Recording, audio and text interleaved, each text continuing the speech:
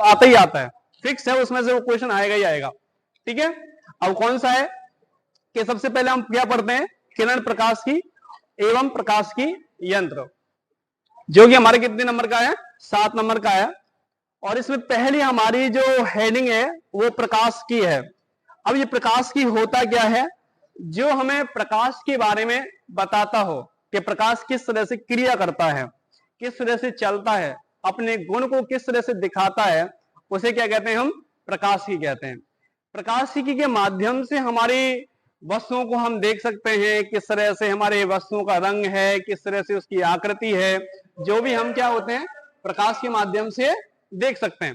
अब किस तरह से देखेंगे वो देखना, तो इसमें क्या कर रहे हैं, भौतिकी विज्ञान की वह शाखा जिसमें प्रकाश की प्रकृति एवं प्रकाश द्वारा प्रदर्शित की जाने घटनाओं के बारे में अध्ययन किया जाता है। किन के बारे में, प्रकाश के अध्ययन में के बारे में यह किया जाता है। जैसे हमने अपवर्तन है, परावर्तन है, हाइगेंस के नियम दिए, आइंस्टीन ने नियम दिया, डी ब्रोगली ने नियम दिया, या बोर ने जो दिया, सारे के सारे प्रकाश के बारे में अध्ययन करना होता है। ठीक है, तो उसकी प्रकृति कैसी होती है उसके बारे में बता रहे हैं। तो प्रकाशिकी के मुख्य 2 भाग हैं। पहला है हमारा किरण प्रकाश की। किरण प्रकाश की, जो प्रकाश जो आ रहा है हमारे पास किस रूप में आ रहा है, तरंग के रूप में आ रहा है कि किरण के रूप में आ रहा है, तो उसके बारे में अध्ययन करेंगे। तो पहले हमारी क्या है, किरण प्रकाश की है। ठीक साहब, जिसमें हम बताएंगे प्रकाश किरणों के रूप में चलता है। जैसे हमने परावर्तन गणना पढ़ी 10th क्लास में कि परावर्तन के 2 नियम होते हैं, आने वाली, जाने वाली और अविलंब, तीनों ही एक तल पर मिलते हैं कि नहीं मिलते, पहला नियम। दूसरा क्या था, आपतन कोण जो होता है परावर्तन कोण के बराबर होता है, ये हम 11th क्लास 10th क्लास में पढ़ चुके हैं। दूसरा है हमारा तरंग प्रकाश की, और तरंग प्रकाश की का अध्ययन किसने किया था, हाइगेंस ने बताया कि प्रकाश किस रूप में चलता है। ठीक है, फिर उसके बाद में आती है, सबसे पहले हमारी कौन सी आती है, किरण प्रकाश की आती है।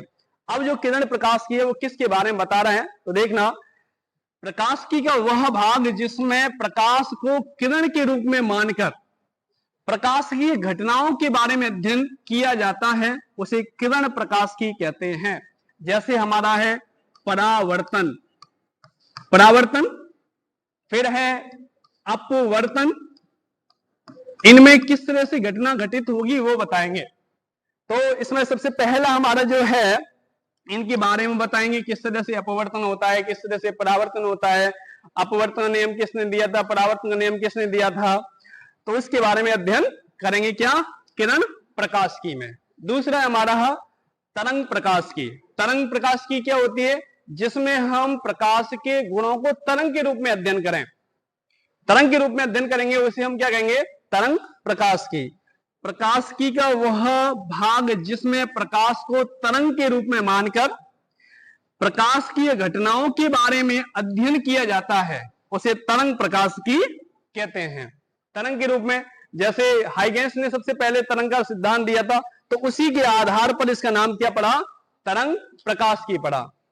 फिर इसमें सबसे पहले हेडिंग है हमारी प्रकाश। प्रकाश क्या है, जो प्रकाश एक इस तरह की क्रिया है जो हमारी आंखों को क्या करती है, संवेदित करती है और वस्तु को दिखाने का क्या करती है, प्रयत्न करती है।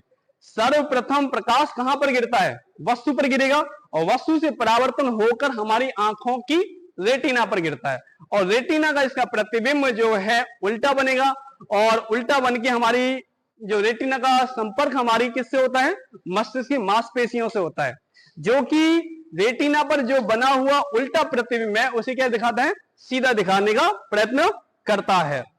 अब क्या है इसमें, प्रकाश के गुण है। प्रकाश के गुण क्या है कि प्रकाश जो है एक सरल रेखा में चलता है कि नहीं चलता, प्रकाश जो है कण के रूप में चलता है। अब कण के रूप में कैसे, किसी विंडो से आता हुआ धूल के कण से जो दिखाई दे रहा है वो प्रकाश है, जिसे हमने आगे जाके फोटोन पढ़ा था। ठीक है, तो प्रकाश के द्वारा परावर्तन, अपवर्तन, विवर्तन, व्यतिकरण, दुर्वर्ण, प्रकाश, विद्युत प्रभाव, रमन प्रभाव आदि घटनाओं को प्रदर्शित किया जाता है, जिसमें प्रकाश के बारे में। निर्वात में प्रकाश की चाल सर्वाधिक होती है, जो कि कितनी होती है, 3 × 10⁸ मीटर पर सेकंड होती है, अर्थात 1 सेकंड में लगभग 3 लाख किलोमीटर चलता है। कौन चलता है, प्रकाश चलता है। प्रकाश के द्वारा कणीय एवं तरंगी प्रकृति प्रदर्शित की जाती है। देखो कण का जो सिद्धांत दिया हुआ न्यूटन ने दिया था 16वीं शताब्दी में, फिर तरंग की प्रकृति का जो सिद्धांत दिया था वो हाइगेंस ने दिया था। किसने दिया? हाइगेंस ने दिया था। अर्थात प्रकाश की द्वैत प्रकृति है। द्वैत प्रकृति किसने दी थी? हमारे आइंस्टीन प्लांक ने समझाया था उसे। तो कणीय प्रकृति और तरंग प्रकृति होती है किसकी? प्रकाश की। प्रकाश के कंपन तरंग के संचरण के लंबवत होते हैं, अर्थात प्रकाश कैसी होती है? अनुप्रस्थ तरंगों के रूप में चलता है। देखो ध्वनि हमारी जो तरंग है कौन सी है? अनुदैर्घ्य तरंग है, जबकि हमारा प्रकाश कौन सा है? अनुप्रस्थ। लंबवत संचरण होता है और ध्वनि कैसी? संचरण की दिशा के अनुदिश होती है।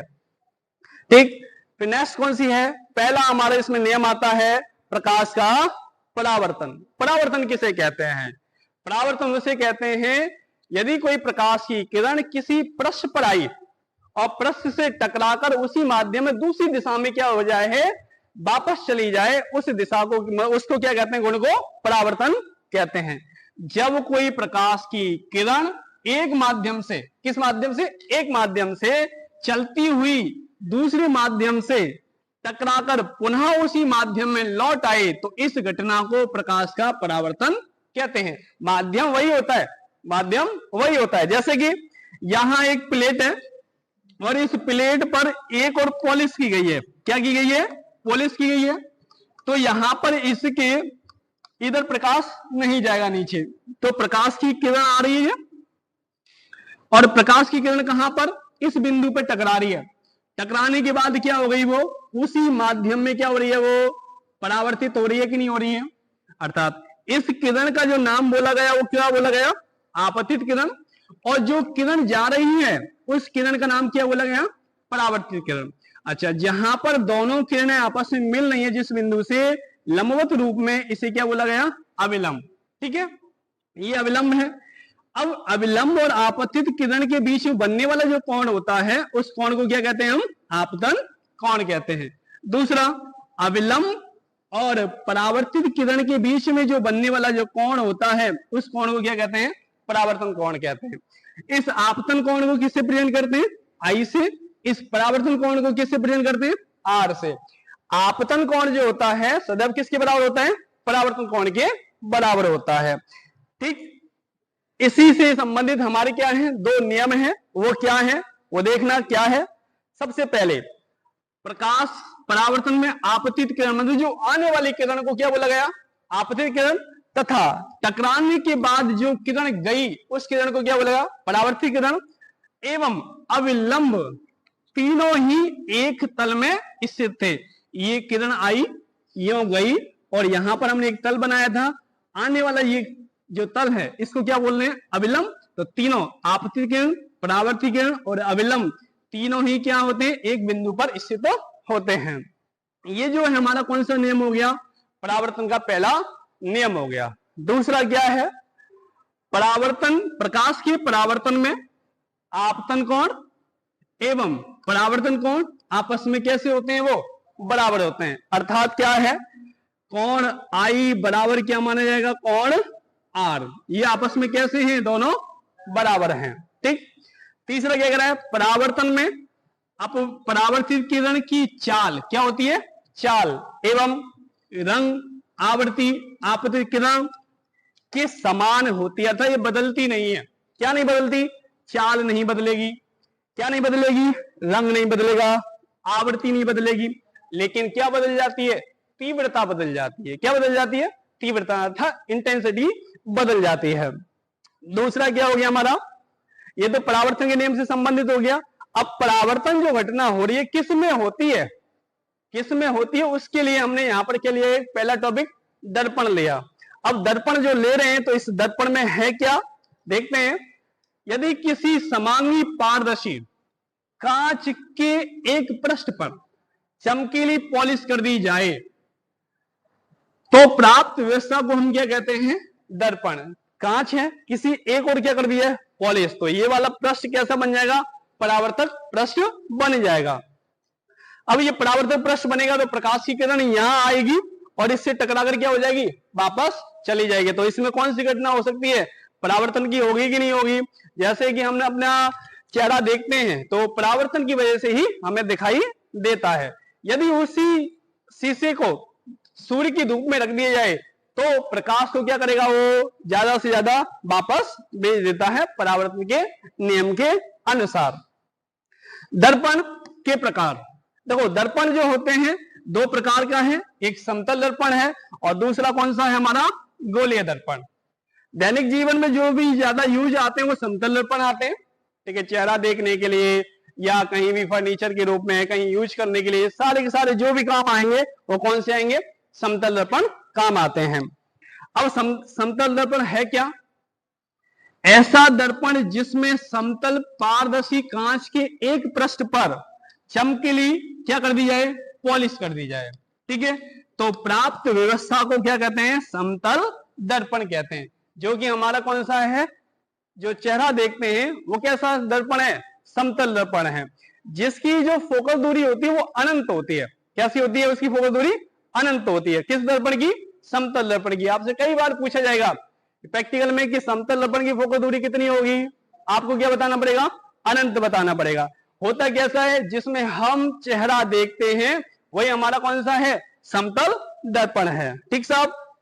दूसरा क्या है, इस तरह से आप देख सकते हैं कि एक दर्पण सामने बनाया गया है, ठीक है, इस पर क्या कर दी गई, पॉलिश कर दी गई और इधर से क्या आ रहा है, प्रकाश आ रहा है और प्रकाश आ रहा है तो इसको क्या कर रहा है, वो परावर्तित कर रहा है, किसको, प्रकाश की किरण को, ठीक है साहब।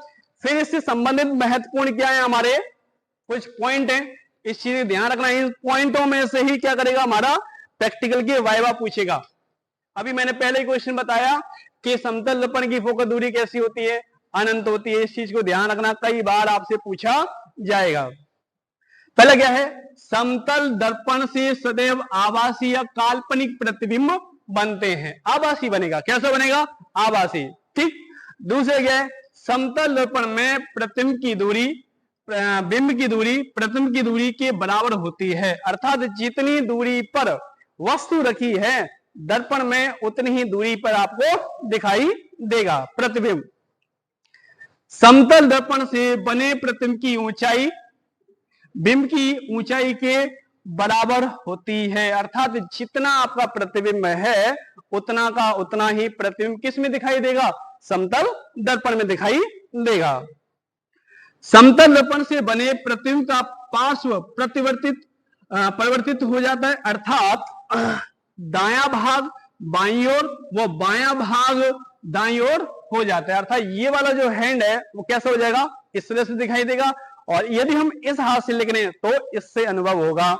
अब मान लो कि पी को हम इस तरह से बनाते हैं, अल्फाबेटिक में पी को इस तरह बनाते हैं तो समतल दर्पण में कैसे दिखाई देगा, इस तरह से दिखाई देगा, ठीक है साहब। इसीलिए कभी आपने देखा होगा एम्बुलेंस पर जो एम्बुलेंस जो लिखा गया है वो कैसे लिखा जाता है, उल्टा लिखा जाता है। क्यों उल्टा लिखने का उद्देश्य क्या है कि जो सामने वाला आगे हमारे से जो गाड़ी चला रहा है जब वो पीछे देखेगा वो एम्बुलेंस जो उल्टा दिखाई दे रहा है वो कैसे दिखाई देगा, उसे अनुभव दिखाई, सीधा अनुभव दिखाई देगा। इसीलिए एम्बुलेंस में हम क्या करते हैं, एम्बुलेंस को उल्टा लिखते हैं, ठीक है। समतल दर्पण की वक्रता त्रिज्या एवं फोकस दूरी कैसी होती है, अनंत होती है। फोकस दूरी कैसी होगी, अनंत होगी और वक्रता त्रिज्या भी कैसी होगी, अनंत होगी। दूसरा क्या है, किसी भी बिंब का संपूर्ण प्रतिबिंब प्राप्त करने के लिए दर्पण का जो आकार होना चाहिए वो वस्तु की हाइट से क्या होना चाहिए, आधा होना चाहिए। अर्थात यदि कोई वस्तु 5 फुट की है तो हमें पूरा का पूरा प्रतिबिंब उसमें प्राप्त करने के लिए दर्पण का जो साइज है वो कितना लेना पड़ेगा, 2.5 फुट लेना पड़ेगा। अर्थात वस्तु की हाइट से आधा हमें क्या लेना पड़ता है, प्रतिबिंब दर्पण लेना पड़ेगा, ठीक है। और कौन सा है, यदि आप दर्पण की ओर v वेग से दौड़े चले आ रहे हो या v वेग से चल रहे हो तो उसमें आपकी जो चाल या उसमें वेग है वो कितना दिखाई देगा, दुगना अनुभव होगा। कैसा, दुगना अनुभव होगा। फिर है प्रतिबिंब। अब प्रतिबिंब क्या होते हैं, हालांकि ये हमारे 12th में क्या नहीं है, सिलेबस में नहीं है, बस हमारा क्या था यहां तक इसके गुण थे, आगे हमारे 12th में क्या नहीं है, इसके सिलेबस में नहीं है। फिर भी देख लो प्रतिबिंब होता क्या है।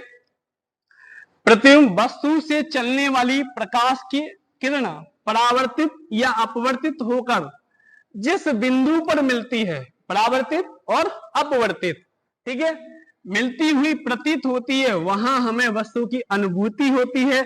जिस वस्तु की अनुभूति होती है उसी को हम वस्तु का क्या कहते हैं, प्रतिबिंब कहते हैं। ठीक है, प्रतिबिंब के प्रकार, प्रतिबिंब के दो प्रकार होते हैं। पहला कौन सा है, वास्तविक, और दूसरा कौन सा है हमारा, आभासी। ये डेफिनेशन है नहीं आती है। ठीक, फिर दूसरी क्या होती है, बिंब की दूरी। बिंब की दूरी क्या होती है, वस्तु की दूरी। दर्पण से जितनी दूरी पर वस्तु रखी होती है उसे वस्तु की दूरी कहते हैं या बिंब की दूरी कहते हैं। दूसरा आता है प्रतिबिंब की दूरी। दर्पण से जितनी दूरी पर वस्तु का प्रतिबिंब बनता है उसे क्या कहेंगे हम, प्रतिबिंब की दूरी कहेंगे। अच्छा, फिर हमारे क्या है, गोलीय दर्पण। गोलीय दर्पण दो प्रकार के होते हैं। कितने प्रकार के, दो प्रकार के हैं। पहला प्रकार है हमारा अवतल है और दूसरा कौन सा है, उत्तल दर्पण है। ठीक, यदि किसी समांगी पारदर्शी खोखले गोले के कटे हुए भाग के एक पृष्ठ पर चमकीली पॉलिश कर दी जाए, क्या कर दी जाए, पॉलिश कर दी जाए, तो प्राप्त व्यवस्था को गोलीय दर्पण कहते हैं। ये कितने प्रकार के हमारे, दो प्रकार के हैं। पहला कौन सा है, अवतल है, जिसे हम क्या कहते हैं, कॉनकेव। दूसरा हमारा कौन सा है, उत्तल है, ठीक है, जिसे हम कॉन्वेक्स मिरर कहते हैं। ठीक, तो कितने प्रकार के हमारे दर्पण हैं, दो प्रकार के हैं। पहला कौन सा है, अवतल है, और दूसरा कौन सा है, उत्तल दर्पण है। ठीक सब, अब हमारा पहला कौन सा आएगा, अवतल दर्पण। किस तरह से बनेगा, इस तरह देखना, यदि किसी उभरे हुए पृष्ठ पर, किसी उभरे हुए पृष्ठ पर क्या कर दी जाए, पॉलिश कर दी जाए, तो बनने वाली व्यवस्था जो होती है क्या होगी, अवतल दर्पण होगा। ठीक, वो कैसे है, ऐसा गोलीय दर्पण जिसके उभरे हुए भाग पर चमकीली पॉलिश कर दी जाए तो उसे क्या करेंगे, अवतल दर्पण कहते हैं। देखो अवतल दर्पण की विशेषता क्या है, यदि कोई प्रकाश की किरण इस तरह से आ रही है, समतल में आ रही है, तो ये एक बिंदु पर क्या करेगा, प्रकाश की किरण को फोकसित करने का कार्य करता है। कौन, अवतल दर्पण। दूसरा हमारा कौन सा दर्पण है, उत्तल दर्पण। कौन सा भाई, उत्तल दर्पण। ऐसा गोलीय दर्पण जिसके डसे हुए भाग पर, कौन से, डसे हुए भाग पर क्या कर दी जाए, चमकीली पॉलिश कर दी जाए, तो बनने वाला दर्पण कौन सा कहलाएगा, अवतल, वो कौन सा कहलाएगा, उत्तल दर्पण। तो कितने प्रकार के हो गए हमारे दर्पण, दो प्रकार के। पहला कौन सा है, अवतल है, दूसरा कौन सा है, उत्तल है। इनकी डेफिनेशन 12th क्लास में नहीं आती है। ठीक साहब, संबंधित परिभाषा है, ये भी हमारी क्या नहीं आएंगी, डेफिनेशन है नहीं आती 10th 12th में। फिर हमारी जो भी डेफिनेशन आती है वो कौन सी आती है, सीधे सीधे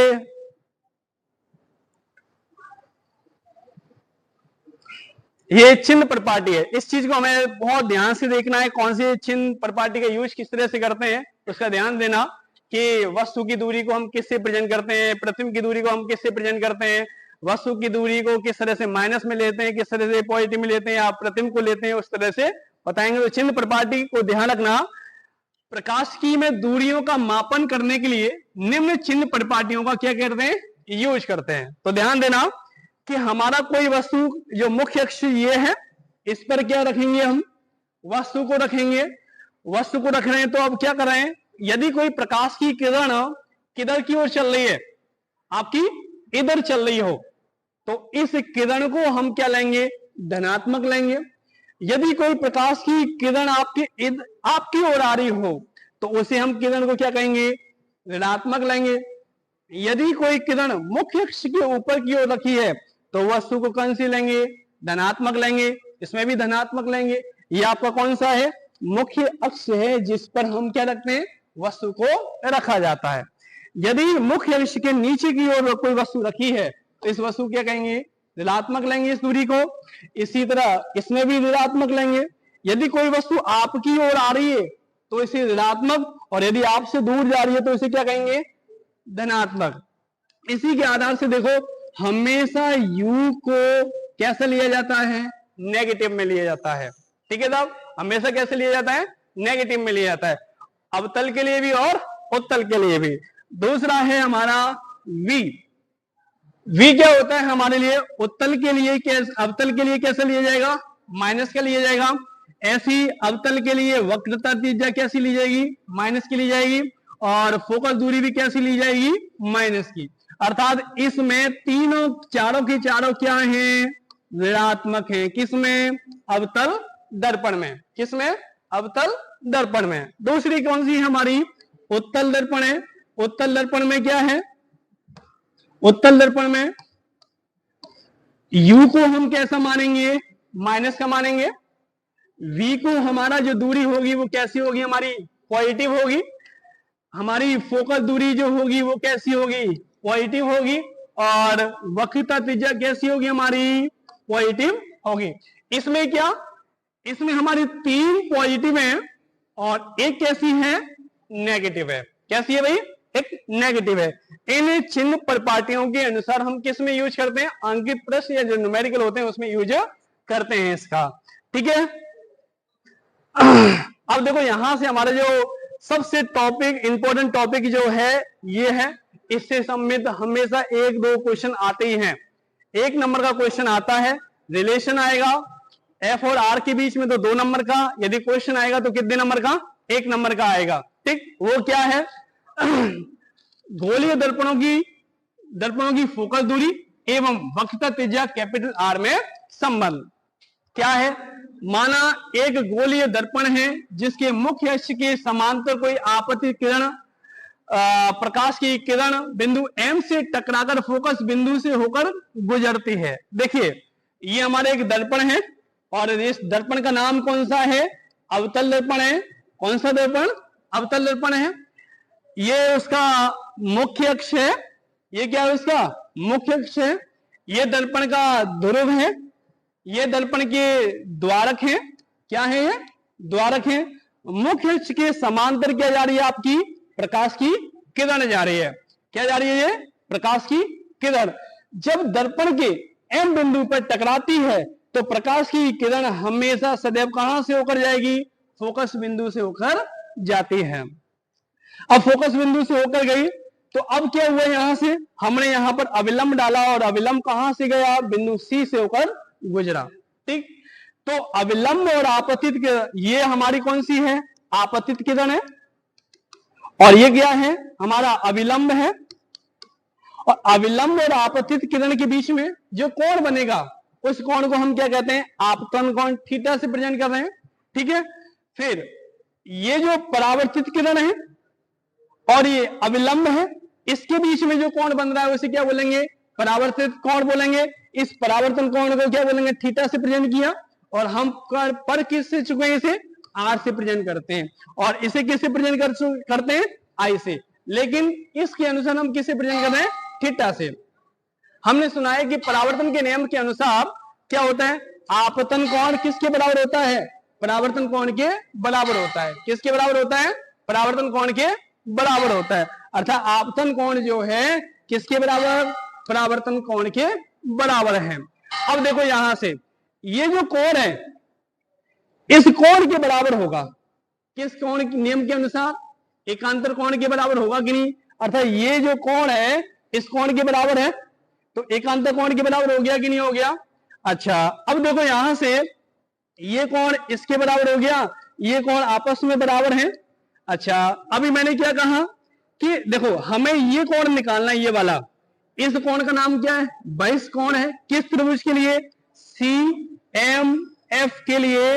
CMF के लिए ये वाला जो कोण है, कौन सा कोण कहलाएगा, बहिष कोण। इस बहिष कोण का योग क्या होता है, 2 अंतः कोणों के योग के बराबर होता है। अंतः कोण एक ये रहा, एक अंतः कोण ये रहा, इन दोनों का योग इसके बराबर होगा, जिसे हम क्या कहेंगे, बहिष कोण कहेंगे। ठीक है, आगे देखना इसमें। तो इस चित्र के अनुसार हम क्या कर रहे हैं, डेरिवेशन कर रहे हैं। एक छोटा सा इसे देखना, बहुत ही वो किस तरह से है कि ये जो कोण है इस कोण के बराबर हो गया, परावर्तन के एकांतर कोण के बराबर हो गया। ये दोनों कोणों का योग इस कोण के बराबर हो गया, भाई इस कोण के अनुसार हो गया। तो हम क्या कर रहे हैं, चित्र में त्रिभुज ले रहे हैं। कौन त्रिभुज ले रहे हैं, CMP। हमारा कौन सा है, हमारा C ये रहा, M ये रहा और पी, ये हम क्या ले रहे हैं, एक ट्रायंगल ले रहे हैं। कौन सा ले रहे हैं, इसमें ट्रायंगल ले रहे हैं। इस ट्रायंगल के अनुसार हम क्या ले रहे हैं, टेन थीटा। क्या ले रहे हैं, टेन थीटा। थीटा बराबर क्या होता है, लंब बटे आधार से यदि आप निकालो, लंब बटे आधार से निकालें तो क्या हो जाएगा, लाल बटे कक्का से निकालेंगे तो क्या हो जाएगा अपना लंब बटे आधार। तो लंब कौन सा है हमारा इसमें, एमपी है। अरे है कि नहीं है एमपी, एमपी ले लिया। आधार कौन सा हो गया हमारा, सीपी, तो हमने सीपी ले लिया। ठीक है, यदि हमारा थीटा अति अल्प हो, मतलब ये वाला जो कोण है बहुत ही छोटा हो, तो हम क्या करते हैं, इस टेन थीटा को किसके बराबर मान लेते हैं, लगभग थीटा के बराबर मान लेते हैं। तो थीटा बराबर एमपी अपॉन में क्या मान लिया, सीपी मान लिया। इसे समीकरण नंबर कितना मान रहे हैं हम, एक मान रहे हैं। ऐसे दूसरा चित्र ले रहे हैं, उस दूसरे चित्र में हम क्या लेंगे, त्रिभुज लेंगे। दूसरा कौन सा है, त्रिभुज M F P. M F P, ये वाला जो ट्रायंगल है इस वाले को ले रहे हैं। इसमें कौन सा, ये वाला, इसमें वही सेम टू सेम। ये कोण हमारा कितना है, 2 थीटा है, हमने tan 2 थीटा वही लंब बटे आधार के हिसाब से लिया। तो लंब हमारा कौन सा है, एमपी, एमपी ले लिया। आधार कौन सा है हमारा, आधार कौन सा है हमारा, एफपी, एफपी ले लिया। अब क्या किया, यदि आपका 2 थीटा भी बहुत छोटा हो तो 2 थीटा की जगह हम tan 2 थीटा को क्या मान लेंगे, तो थीटा मान लेंगे। ठीक, अब क्या किया हमने,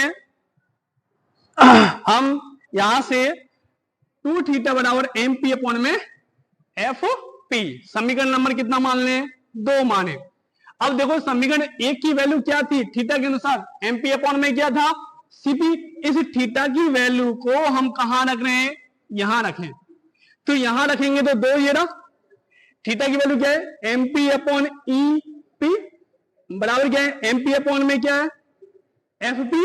अब देखो यहां से क्या हुआ, एमपी से क्या कट गया आपका, देखो एमपी तो एमपी से एमपी कट गया, कटा कि नहीं कटा। दूसरा क्या आपका सीपी है, सीपी कहां पहुंच जाएगा, इधर। और पीएफ है वो क्या आ जाएगा, इधर आएगा। और 2 का क्या कर देंगे हम, पक्षांतर करेंगे। तो एफ पी जो है, एफ पी जो है वो किसके बराबर आएगा, 1/2 सीपी के क्या आ जाएगा, बराबर आएगा। यहां पर चिन्ह परिपाटी से एफ पी जो क्या मान रहे हम, एफ माइनस का एफ प्रेजेंट कर रहे हैं, तो यहां से इसको एफ से प्रेजेंट कर दिया। सीपी को किससे प्रेजेंट करते हैं, सीपी को कैपिटल आर से करते हैं। चिन्ह परिपाटी के अनुसार ये माइनस का होना चाहिए, ये माइनस का, ये माइनस का, माइनस से माइनस कट गया, तो एफ बराबर हमारा क्या आ गया, R/2। इससे सिद्ध ये होता है